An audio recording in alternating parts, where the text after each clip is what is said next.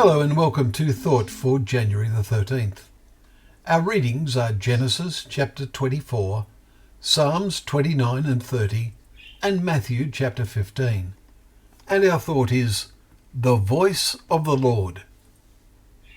The sevenfold occurrence of the phrase, the voice of the Lord, in today's Psalm 29 intrigued us.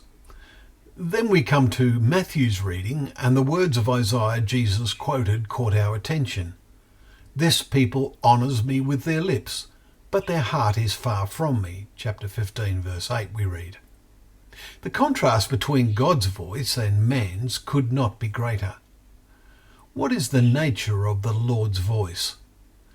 The description of that voice given in the psalm reminded us of the saying that actions speak louder than words. The point is that God's voice is heard through his actions, except by those with whom he seeks to have a special relationship.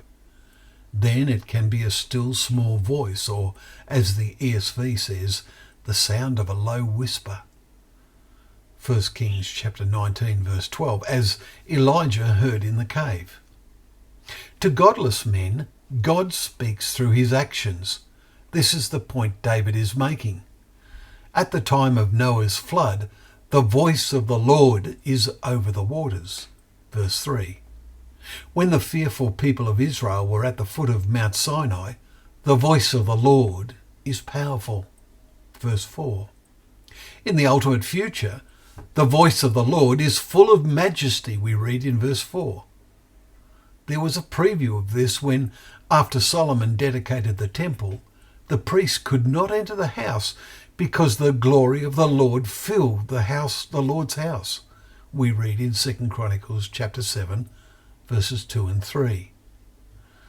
And then in verse 5, the voice of the Lord breaks the cedars. This takes our thoughts to Isaiah chapter 2 and its dramatic picture of events before the kingdom is established. In verses 2 through to 4. For the Lord of hosts has a day against all that is proud, against all the cedars, against every high tower, and the haughtiness of man shall be humbled, and the Lord alone will be exalted in that day. Great quantities of cedar were brought to Jerusalem to build the temple. It was a most prized wood. But God brought destruction on that temple because the hearts of those worshipping there became far from him. The word translated voice is the simple Hebrew word gol. Young's literal translation shows it occurs almost 500 times in the Old Testament. But what intrigued us was its very first occurrence, a situation impossible to picture in our minds. And they heard the sound. The authorized version has voice of the Lord walking in the garden in the cool of the day. And Adam and Eve hid themselves. Genesis 3 verse 8. There will come a time, we read in Revelation 21 verse 3, just 2 weeks ago, when the dwelling place of God is with men. He will dwell with them. Those privileged to be there will have no need to hide when they hear the voice of the Lord. Those there will honour the Lord with their lips and with all their hearts. How unbelievably wonderful that will be. Can you imagine it?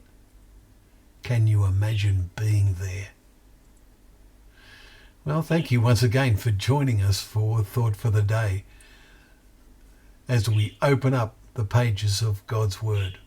Remember that Word is a lamp to our feet and a light to our path.